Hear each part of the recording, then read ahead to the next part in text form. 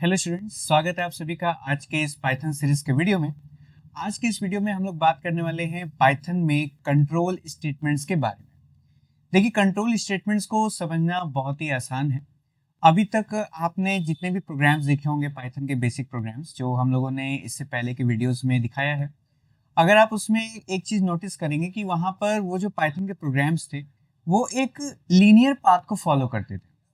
एक linear path को follow करने का मतलब ये कि जहाँ पर प्रोग्राम आपका स्टार्ट होता है, प्रोग्राम एग्जीक्यूट होता है, प्रोग्राम एंड हो जाता है, उसमें कोई भी किसी भी तरीके का कोई डिसीजन नहीं है, कोई कंट्रोल नहीं है।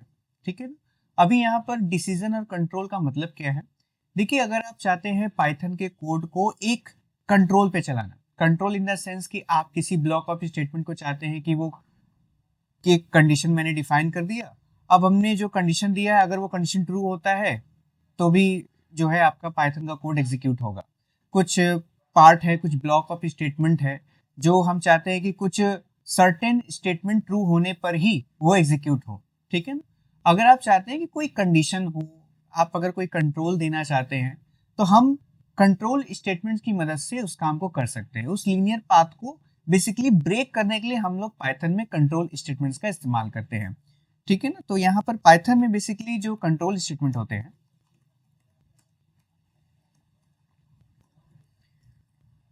वो कौन कौन से होते हैं वो मैं आपको बता देता हूँ। पाइथन में कंट्रोल स्टेटमेंट्स आपके तीन होते हैं। एक आपका सिलेक्शन स्टेटमेंट होता है जिसमें आपके इफ स्टेटमेंट्स आते हैं। ठीक है। एक एक आपका आता है यहाँ पर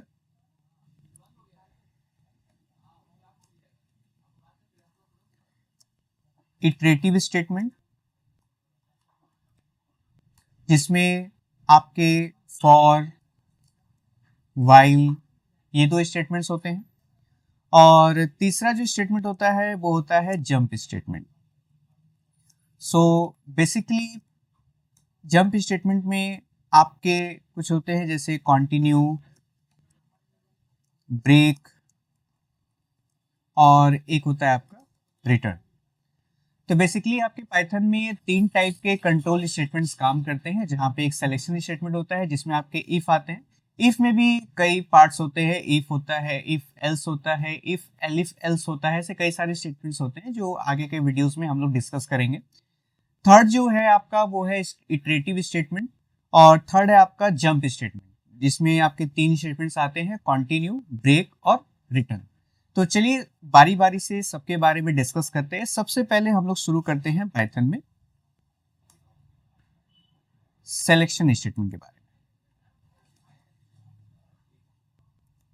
देखिए, सिलेक्शन स्टेटमेंट पाइथन में आप में सबसे पहले आती है इफ स्टेटमेंट। ठीक है ना? तो अभी जैसे मैंने बताया आपको कि कंट्रोल स्टेटमेंट का इस्तेमाल किया जाता है पाइथन के जो बेसिक लीनियर पाथ जो वो फॉलो करता है, एक जो सीधा जो एग्जीक्यूशन होता है पाइथन में किसी भी कोड को एग्जीक्यूट करने का, तो उसको ब्रेक करने का काम करता है आपका कंट्रोल स्टेटमेंट। तो यहाँ पे सिलेक्शन स्टेटमेंट में सबसे पहला है आपका इफ स्टेटमेंट, जहां पर इफ क्या करता है, क्योंकि इफ का इस्तेमाल होता है किसी भी प्रोग्रामिंग में डिसीजन डालने के लिए। अगर आप किसी भी कोड में किसी भी तरीके का कोई डिसीजन मेकिंग काम अगर करना चाहते हैं, सपोज कि आप किसी ब्लॉक ऑफ स्टेटमेंट को चाहते हैं कि वो तभी एग्जीक्यूट हो जब मेरे द्वारा दिया गया जो स्टेटमेंट है वो ट्रू हो। स्टेटमेंट इन द सेंस कि जो मैं कंडीशन डिफाइन कर रहा हूं, अगर वो कंडीशन ट्रू पाया जाता है तभी वो ब्लॉक ऑफ स्टेटमेंट एग्जीक्यूट हो। ठीक है ना? जैसे मैं आपको इस तरीके से समझाता हूं, लाइक कि हम लोग जैसे एक प्रोग्राम का एग्जांपल लेते हैं। जैसे हम 2 नंबर इनपुट करा रहे हैं पाइथन में, तो हमने यहाँ पे int इनपुट लिख दिया। इनपुट लिखने के बाद यहाँ पर जो है मैंने दे दिया इंटर एनी वैल्यू, और मैं यहाँ पे क्या करता हूँ int इनपुट, और मैंने यहाँ पे दे दिया एंटर एनी वैल्यू।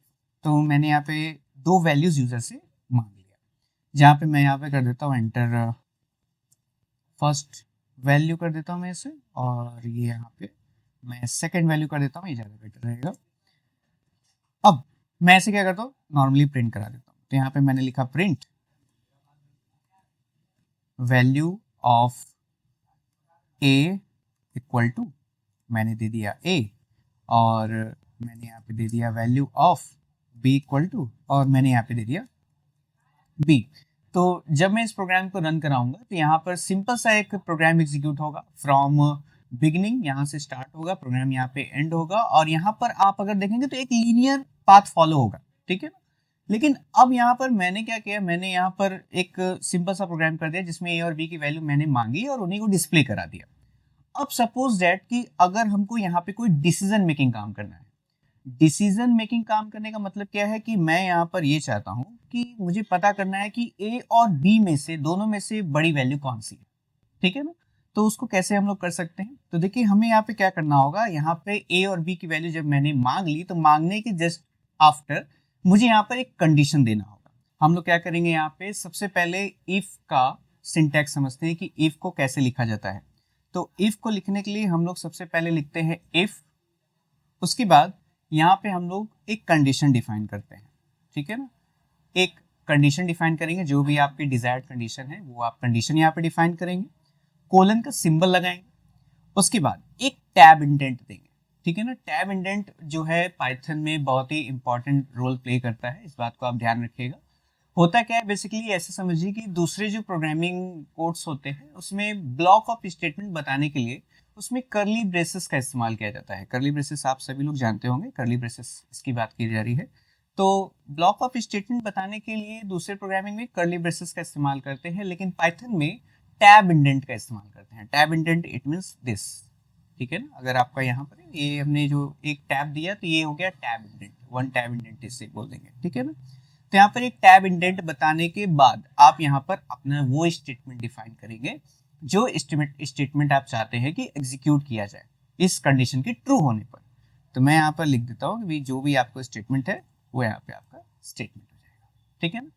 तो चलिए अब इसको एक प्रोग्राम के जरिए समझते हैं। जैसे आप देख रहे हैं कि यहाँ पर मैंने दो वैल्यूज ले ली, अब मुझे पता करना है कि भाई ए और बी में से बड़ी वैल्यू कौन सी है। तो मैं यहाँ पे लिखूंगा सिंपली इफ अगर ए बड़ा है बी से, अगर ए की वैल्यू बी से बड़ी है कोलन, उसके बाद एक टैब इंडेंट, और उसके बाद हम लोग यहाँ पे लिखेंगे प्रिंट। और प्रिंट में अब हम लोग यहाँ पे बताते हैं यहाँ पे क्या लिखेंगे। भाई देखिए यहाँ पर अगर ए की वैल्यू बड़ी होगी तो वो ए डिफाइन हो जाएगा, यहाँ पे ए डिस्प्ले हो जाएगा। तो यहाँ पे मैं लिख देता हूँ ए इज ग्रेटर, ठीक है ना।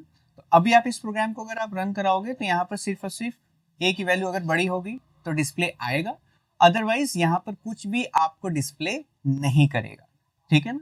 तो इसी प्रॉब्लम से यहाँ पर अभी हो क्या रहा है, यहाँ पर एक प्रॉब्लम है। प्रॉब्लम क्या है कि भाई यहाँ पर ए की वैल्यू अगर बड़ी हुई हो तो दिखा दिया, लेकिन अगर बी की बड़ी वैल्यू हुई तो उसके लिए क्या है भाई। तो ऐसे प्रॉब्लम में हम लोग क्या करते हैं, हम लोग यूज करते हैं एल्स, यानी अगर ये कंडीशन ट्रू होगा तो ये स्टेटमेंट एग्जीक्यूट होगा, नहीं तो जो आप एल्स में डिफाइन करेंगे वो एग्जीक्यूट होगा। इट मींस कि यहाँ पर मुझे यहाँ पे कोलन लगाना होगा, कोलन लगाने के बाद यहाँ पर मैं स्टेटमेंट लिखूंगा। अब दोनों जगहों पे स्टेटमेंट है, दोनों में अंतर क्या है, दोनों में अंतर ये है कि ये वाला जो स्टेटमेंट है ये आपका ट्रू वाला स्टेटमेंट होगा, और जो दूसरा वाला स्टेटमेंट है वो स्टेटमेंट आपका फॉल्स वाला होगा। अगर आपका ये स्टेटमेंट फॉल्स होता है तो जो भी आपने कंडीशन दिया हुआ है अगर ये फॉल्स होता है तो आपका जो एल्स वाला पार्ट है वो एग्जीक्यूट हो जाएगा, ठीक है ना। तो इसको अगर इस प्रोग्राम में ऐड करना चाहूँ तो कैसे मैं ऐड करूँगा, यहाँ पर मैं सिंपली यहाँ पे एल्स टाइप करूँगा और एक कोलन का सिंबल, ठीक है ना। उसके आगे मुझे कंडीशन डिफाइन नहीं करना है। अगर आप इसमें भी कुछ कंडीशन डिफाइन करना चाहते हैं तो उसके लिए इफ एलिफ एल्स का इस्तेमाल होता है, उसका हम लोग आगे डिस्कस करेंगे। यहाँ पे हम लोग लिखेंगे if A is greater than B then print A is greater, otherwise it means else print B is greater, ठीक है ना। तो ये एक सिंपल सा प्रोग्राम है, एक सिंपल सा मेथोडोलॉजी है जिससे आप पाइथन के कंट्रोल स्टेटमेंट्स को समझ सकते हैं। और साथ ही साथ इसमें अभी हम लोग बात किए हैं पाइथन में सिलेक्शन स्टेटमेंट के बारे में। अभी आगे इसमें हम लोग बात करेंगे पाइथन के जो और भी सिलेक्शन स्टेटमेंट्स है, जो जंप स्टेटमेंट्स है, जो इटरेटिव स्टेटमेंट्स है, इटरेटिव स्टेटमेंट्स क्या होते हैं, ये सब चीज़ें भी हम लोग आगे के वीडियोज़ में समझेंगे, ठीक है ना। तो अगर यही है आज के वीडियो में, अगर आपको ये वीडियो पसंद आया हो तो वीडियो को लाइक ज़रूर करिएगा। अगर आप चैनल पर नए हैं तो चैनल को सब्सक्राइब ज़रूर करिएगा। तब तक के लिए जय हिंद।